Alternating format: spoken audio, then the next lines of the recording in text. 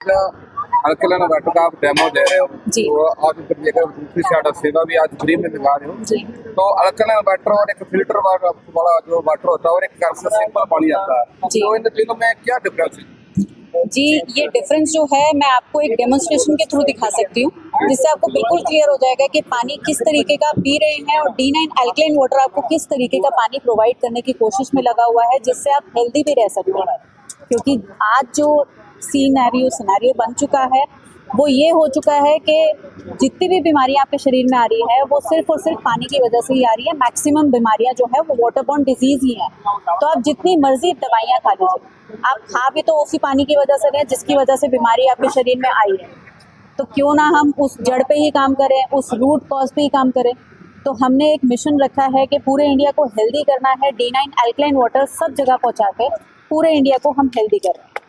तो अभी मैं आपको डेमोन्स्ट्रेशन के थ्रू बताती हूँ कि D9 अल्कलाइन वाटर में कौन सी ऐसी 3 प्रॉपर्टीज हैं जो कि D9 अल्कलाइन वाटर को एक हेल्दी वाटर में कन्वर्ट करता है।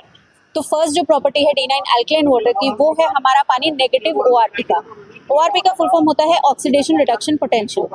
ऑक्सीडेशन हमारे शरीर में जो खराब होने का प्रोसेस होता है हमारे शरीर का, अगर आप पॉजिटिव ORP का पानी पीते हैं या चीज़ खाते हैं तो वो आपके प्रोसेस को और ज़्यादा बूस्टअप करता है और ज़्यादा फास्ट करता है। जबकि नेगेटिव ORP की चीज़ें उस प्रोसेस को स्लो डाउन करती है, जो कि एंटी एजिंग का प्रोसेस होता है वो करता है।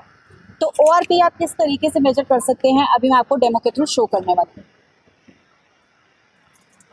यहाँ पे एक ग्लास में मैं ले रही हूँ मार्केट में मिलने वाला रेगुलर वाटर और एक ग्लास में मैं लेने वाली हूँ D9 अल्कलाइन वाटर।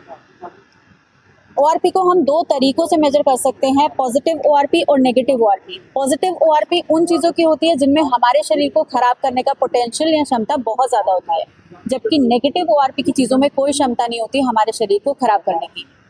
ये जो सॉल्यूशन है इसे ORP टेस्टर या इंडिकेटर बोला जाता है और ये सॉल्यूशन इस तरीके से बना हुआ है कि अगर ये पॉजिटिव ORP की चीज़ में जाता है तो कोई रिएक्शन नहीं देता है, जबकि ये नेगेटिव ORP की चीज़ में जाता है तो उसे ये पिंक टर्न कर देता है। अब ये जो सॉल्यूशन है जो मैंने यूज़ किया है ये सिर्फ और सिर्फ वहाँ रिएक्ट करता है जहाँ पे एक्टिव मिनरल्स होते हैं।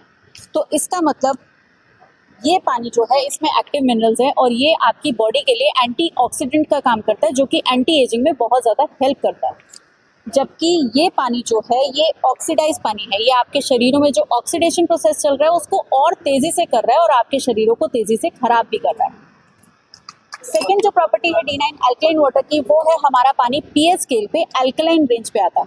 अब यहाँ पे आप 0 to 14 का pH स्केल स्लैब देख पा रहे हैं। इसमें एसिडिक हमारी 0 से 6 रेंज तक होता है, 7 रेंज को हम न्यूट्रल रेंज बोलते हैं और 8 से 14 तक जो होती है वो अल्कलाइन रेंज होती है।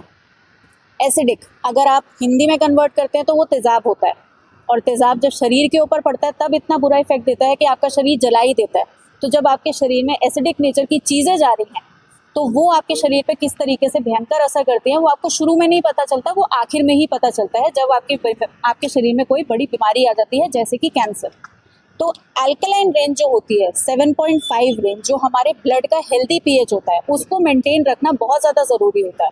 तो pH जो है हम किस तरीके से मेजर कर सकते हैं अभी मैं आपको वो डेमो के थ्रू शो करने वाली हूँ।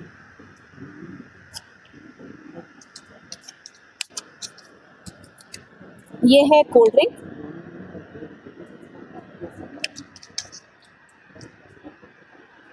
ये है मार्केट में मिलने वाला रेगुलर वाटर और ये है D9 अल्कलाइन वाटर।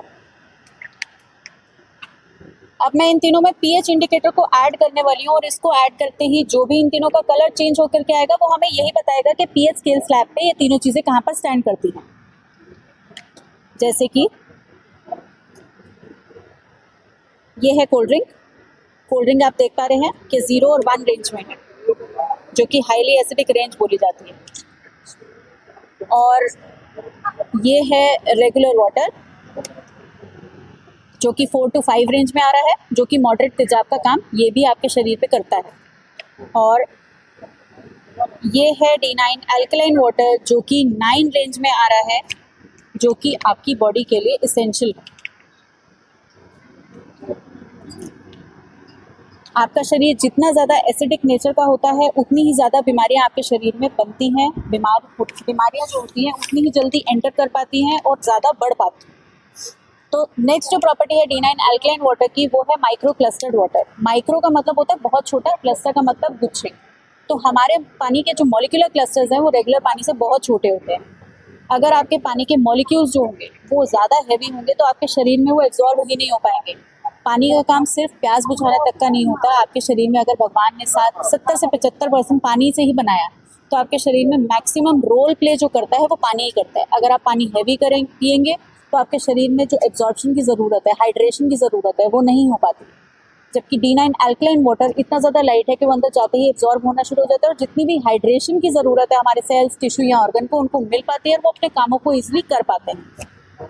तो माइक्रो क्लस्टरिंग आप किस तरीके से मेजर कर सकते हैं या फिर आपके लिए हेल्पफुल रहता है, अभी मैं आपको डेमो के थ्रू शो करने वाली हूँ। यहाँ पे मैं हल्दी का यूज़ करने वाली हूँ। हल्दी का जो एक्सट्रैक्ट होता है उसे बोलते हैं करक्यूमिन, और करक्यूमिन की वजह से ही हल्दी का असली रंग आता है और वो रंग सिर्फ तभी आ पाता है जब हम हल्दी को पानी में उबालते हैं या हम उसको हीट करते हैं। तो ये है हल्दी रेगुलर वाटर के साथ, और ये है हल्दी D9 अल्कलाइन वाटर के साथ।